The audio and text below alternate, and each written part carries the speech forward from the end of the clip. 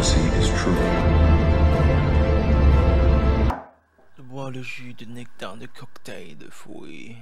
Bonjour, bonsoir à tous et à toutes, et bienvenue dans Jus de Ciné, l'émission qui parle de cinéma de façon plus ou moins rapide et agréable et qui s'en consomme comme un jus de fruits. Ravi de vous retrouver aujourd'hui pour le 31e numéro de Jus de Ciné qui sera consacré à la première moitié du mois de novembre 2021. Je suis tout seul pour cette émission.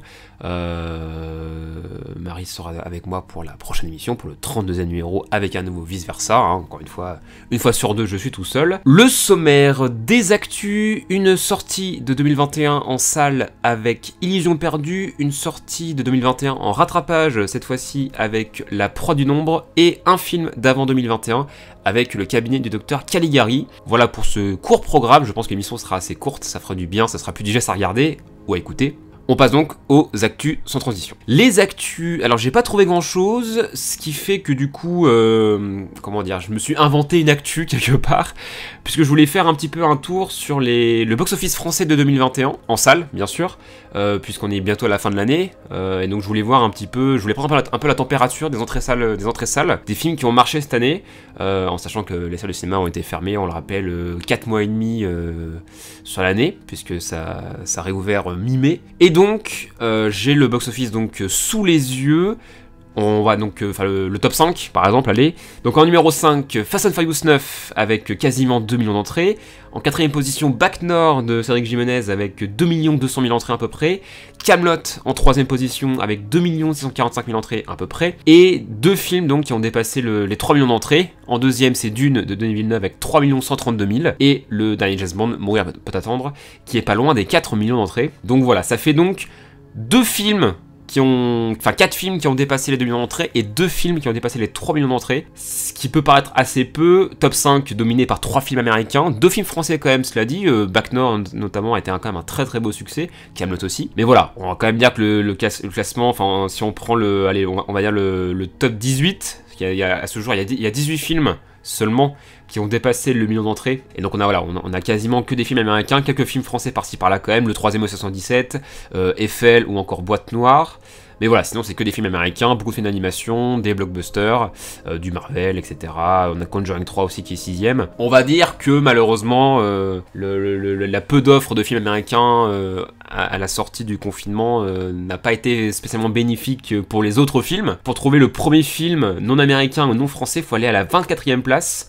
avec le film Demon Slayer qui est à quand même 727 000 entrées, quand même pas mal. On a encore un problème un peu de diversité par rapport aux entrées, que voulez-vous, c'est comme ça. Après, est-ce que le classement va rester comme ça? Je pense qu'au mois de décembre, ça va se bousculer un peu parce qu'il y a des gros blockbusters qui arrivent en décembre. On a le nouveau SOS Fantôme qui arrive, on a le West Side Story de Steven Spielberg qui peut aussi, je pense, pas mal cartonner, on a le Spider-Man No Way Home de Marvel bien sûr, on a le 4ème Matrix, ou encore The Kingsman 3, il peut encore y avoir des surprises sur le mois de décembre qui peuvent bousculer un peu le classement. Du coup, si on peut faire un petit résumé, pas grand chose n'a changé, on a quelques belles surprises quand même dans les entrées, enfin Dune, j'aurais jamais pensé que ça ferait autant d'entrées, par exemple. Voilà, sinon il y a assez peu de surprises dans le top 10, bon, je sais pas si c'est triste ou pas, j'en sais rien, au moins les gens vont en salle, c'est déjà pas mal, mais...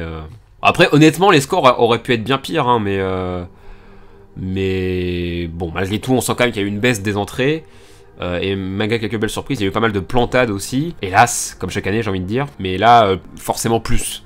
C'était peut-être pire en 2020, mais là, il y a quand même eu aussi des sacrées plantades, des films qui avaient beaucoup misé et qui finalement n'ont pas du tout rencontré le succès escompté. Voilà donc pour ce box-office français de 2021. Deuxième actu dont je voulais parler, un peu plus consistante, on va dire comme actu, c'est les révélations César qui ont été dévoilées. Donc il y a 32 noms, 16 femmes et 16 hommes, donc pour ces révélations César 2022, au vu de la future cérémonie. C'est un peu une espèce d'indicateur sur les potentiels nommés pour les révélations, pour les meilleurs espoirs, pardon, mais aussi pour les meilleurs acteurs ou actrices, hein, ça peut aider, et surtout les films qui pourraient peut-être être en compétition, ça donne une certaine première idée. Chez les femmes, j'ai envie de retenir, on a Agathe Roussel dans Titane, qui sera je pense nommée en révélation, enfin en espoir, ça me semble quasi évident. On a Sulan Brahim dans La Nuée, ça je suis très content parce que je trouve qu'elle est géniale dans le film et...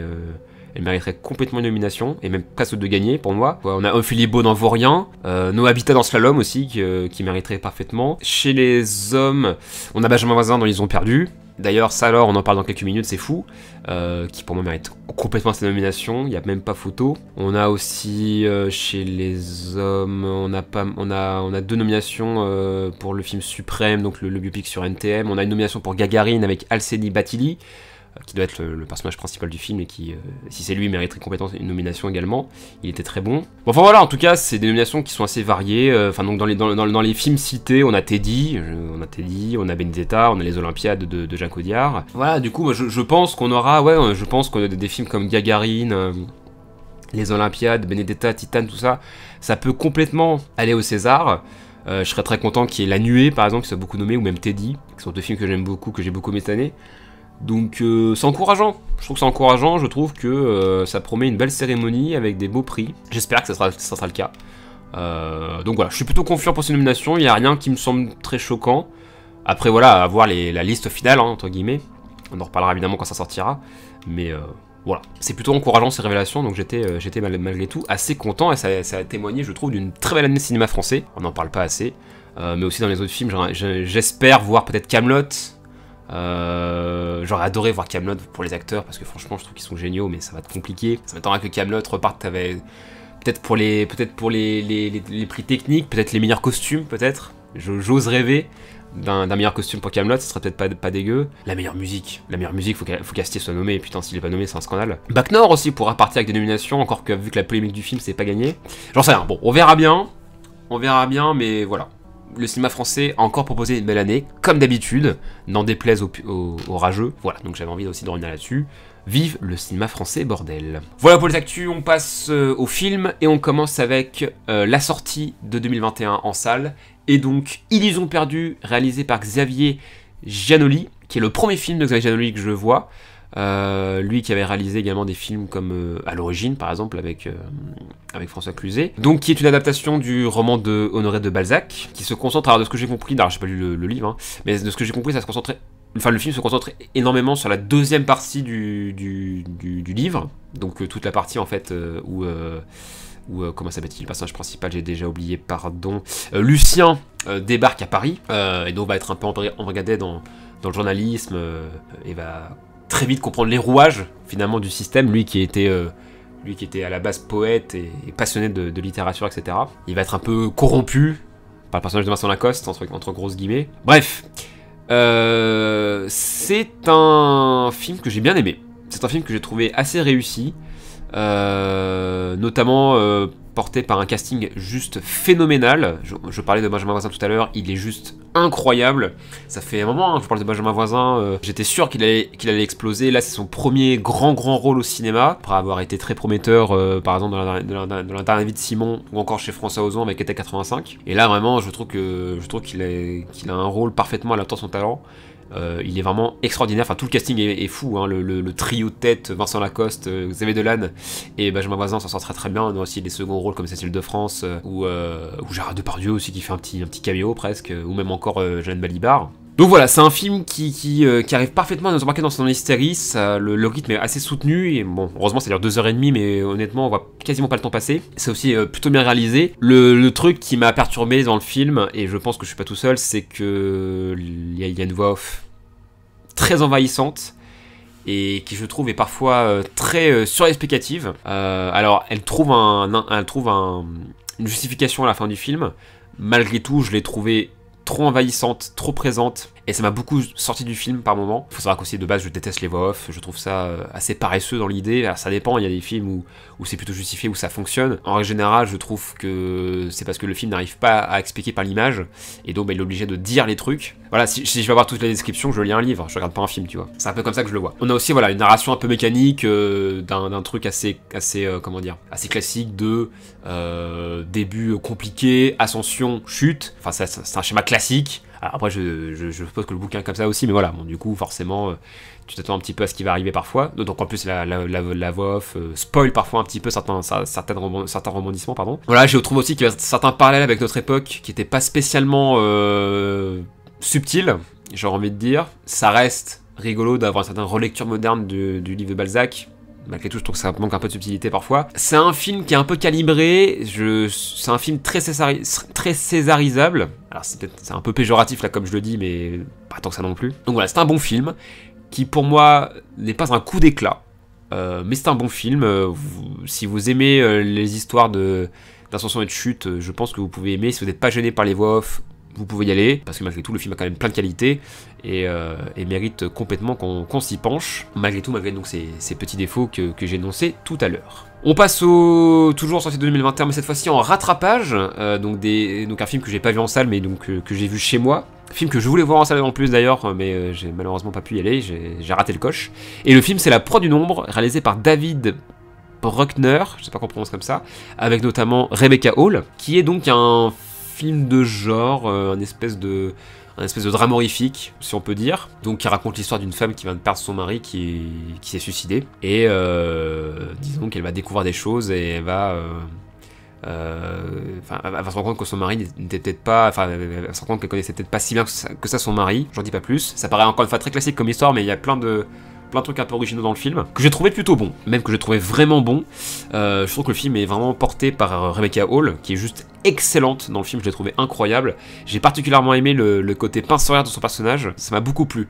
Je trouve que c'est quelque chose qu'on voit assez peu dans les films d'horreur, et donc je trouve qu'on est parfaitement attaché à elle. Le film est en plus bien réalisé par rapport à ça, il y a des jolis jeux de perspective par moments qui sont très intéressants. Le long métrage arrive à poser une ambiance assez lugubre et assez mystérieuse. Il y a surtout quelques petits sursauts qui sont bien dosés. Alors il va y avoir 2 jumpscares, dont un qui est un peu putassier, mais l'autre je l'ai trouvé très réussi. Il y a vraiment très peu de jumpscares. Donc c'est vraiment un film d'ambiance. Et j'ai trouvé... Alors c'est marrant parce que la fin du film...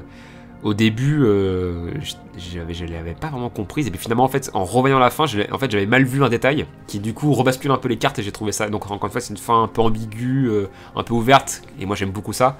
Donc, du coup, ça, pour moi, c'est une grande qualité du film. Enfin, voilà, je trouve que dans son déroulé, le film est intéressant, je trouve que ça se suit très très bien, je trouve que Rebecca Hall porte le film à bout de bras et le fait très très bien. Tout simplement un bon film que je regrette pas d'avoir attrapé, j'aurais aimé le voir en salle.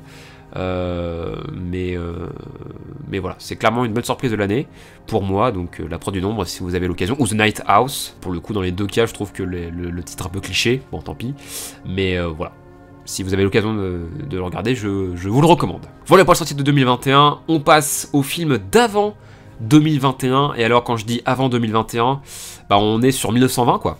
On est sur un film sorti en 1920, donc on est vraiment, peut-être pas sur un des premiers films, mais quand même, il n'y avait pas tant de films que ça en 1920. Donc le cabinet du Dr Caligari, réalisé par Robert Vienne, je sais pas comment on dit, W-I-E-N-E, désolé pour la prononciation encore une fois, qui est donc ni plus ni moins qu'un film issu de l'expressionnisme allemand, film muet, bien sûr, 1920, donc qui raconte l'histoire d'un, comment on pourrait appeler ça, un espèce de docteur, un espèce de docteur, le docteur Caligari, qui débarque dans une fête foraine avec un espèce un petit peu de pantin qui va prédire à un étudiant une fin tragique, ce qui arrive, et donc disons qu'il va y avoir une espèce un peu d'enquête, entre grosses guillemets. Enfin bon, c'est un peu compliqué à expliquer, oui et non, parce que bon, l'histoire est assez simple finalement, mais bon, voilà.